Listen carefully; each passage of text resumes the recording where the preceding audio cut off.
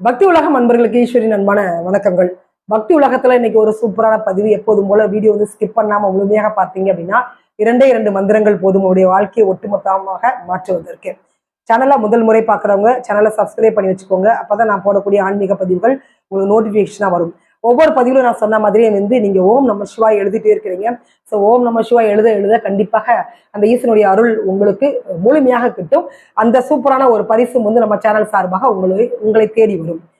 So இன்னைக்கு என்ன நாள் அப்படின்றது உங்களுக்கு நிச்சயமாக தெரிஞ்சிருக்கும். வைகாசி 10ஆம் நாள், மே 24ஆம் தேதி, சனிக்கிழமை. அதுவும் பிரதோஷம். சனிக்கிழமை அப்படின்னாலே நமக்கு ஞாபகத்துல வருது ஆஞ்சநேயர் ஞாபகத்துல வரும். ஓம் ஸ்ரீராம ஜெயம்.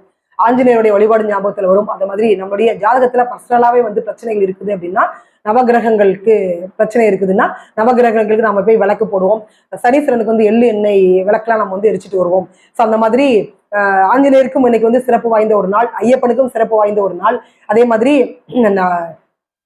சனீஸ்வரனுக்கு அதுவும் இல்லாம இன்னைக்கு சனி பிரதோஷம்.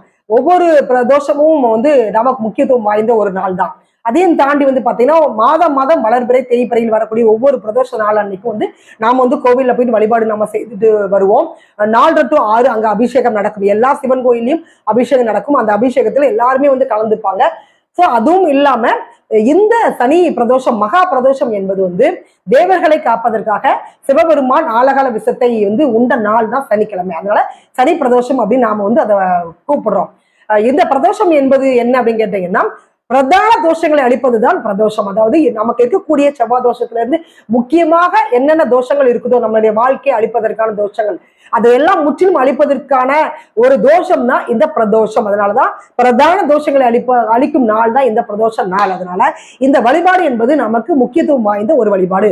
ஒவ்வொரு பிரதோஷத்தை அன்னைக்கும் நீங்க கோவில்ல போயிட்டு எப்படி வழிபாடு செய்வீங்களோ அந்த பலன் இன்னைக்கு, அதாவது சனி பிரதோஷம் அன்னைக்கு நீங்க கோவில்ல போயிட்டு பூஜையில கலந்துட்டு வழிபாடு செய்தீங்கன்னா கிட்டத்தட்ட 1000 மடங்கு உங்களுக்கு அதிகமாக கிடைக்கும்.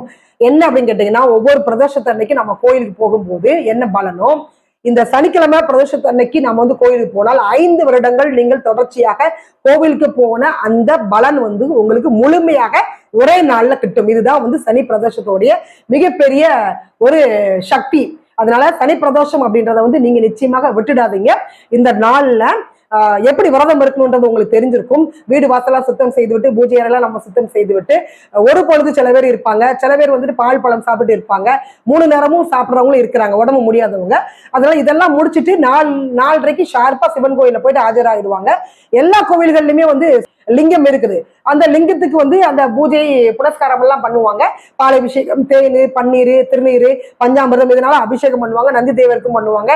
அதற்கு அடுத்து பாத்தீங்கன்னா வில்வ இலை, மல்லிகை, தாமரை இதனால சிவனுக்கு பூஜை பண்ணிட்டு அதுக்கப்புறம் தீபாராதனை காட்டுவாங்க. 4:30 to 6 இந்த நேரத்துல நம்ம சிவன் கோயில்ல இருக்கிறது ரொம்ப ரொம்ப நல்லது. முழு பலனும் நமக்கு கிடைக்கும். ஈசனுடைய அருள் முழுமையாக நமக்கு கிட்டும். அதனால இன்னைக்கு பொழுது இந்த நாள் முழுவதும் ஏதாவது ஒரு நேரம் 24 நிமிடங்கள் நீங்க கோவில்ல போய் இருந்துட்டீங்கன்னா அந்த பலனை முழுமையாக பெறலாம். அதை தாண்டி அந்த பூஜையில நம்ம கலந்துக்கிட்டோம் அப்படின்னா மிகப்பெரிய ஒரு பலன் நமக்கு கிட்டும். அதை நம்முடைய ஈசன் வாரி வழங்குவார்.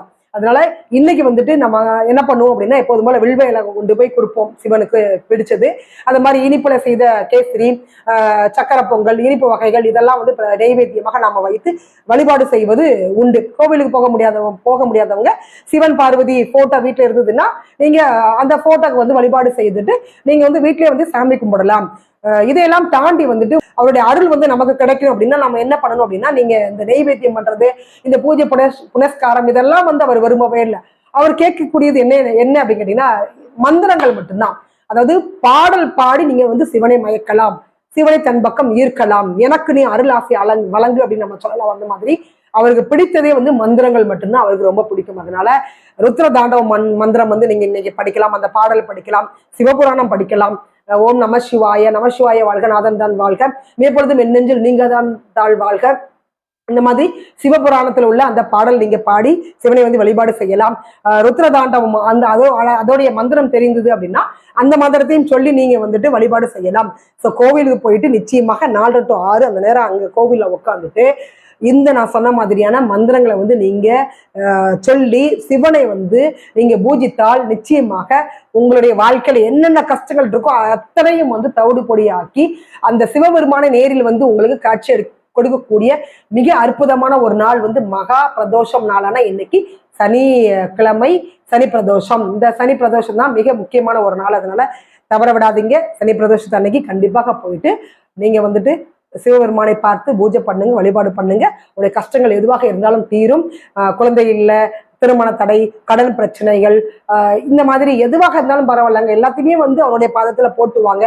அப்படியே வந்துட்டு பார்த்துட்டு சும்மாவே உட்காந்துட்டு இருக்கானே அப்படின்னு நினைக்காதீங்க. ஒரு நாள் வந்து சிவபெருமான் கண்ணை திறந்துட்டாருன்னா நம்முடைய வாழ்க்கை ஒட்டுமொத்தமாக மாறிவிடும். அந்த நொடிக்காக நாம வந்து வெயிட் பண்ணிட்டே இருப்போம். நிச்சயமாக அவர் வந்து கண் திறந்து பார்ப்பாரு. பார்க்கும்பொழுது உங்களுடைய வாழ்க்கை ஒட்டுமொத்தமாக மாறும். நீங்க நம்பிக்கை இருங்க. உங்களுடைய தீராத பிரச்சனைகள், தீராத நோய், தீராத கடன் எதுவாக இருந்தாலும் சரி, ஒட்டு மொத்தமாக எல்லாமே வந்து சல்லியா நொறுக்கி விடும். ஸோ நீங்க வந்து நல்லா இருப்பீங்க வாழ்க்கையில, கவலையப்படாதீங்க. மீண்டும் சந்திக்கலாம். நான் சொன்ன மாதிரி ஓம் நம சிவாய கமெண்ட்ல வந்து எழுத மறந்துடாதீங்க. கண்டிப்பாக கோவில்ல போயிட்டு அபிஷேகம் பண்ணுங்க. நீங்க பால், பன்னீர், தயிர், பால் இதெல்லாம் வாங்கி கொடுக்கறத விட அங்க உட்காந்து அந்த மந்திரத்தை வந்து நீங்க படிச்சீங்கனாலே போதும். அவர் உங்களுக்கு எல்லாத்தையும் வாரி வழங்கக்கூடிய ஒரு அற்புதமான சக்தி வந்து உடைய ஈசன்ட்டு இருக்குது.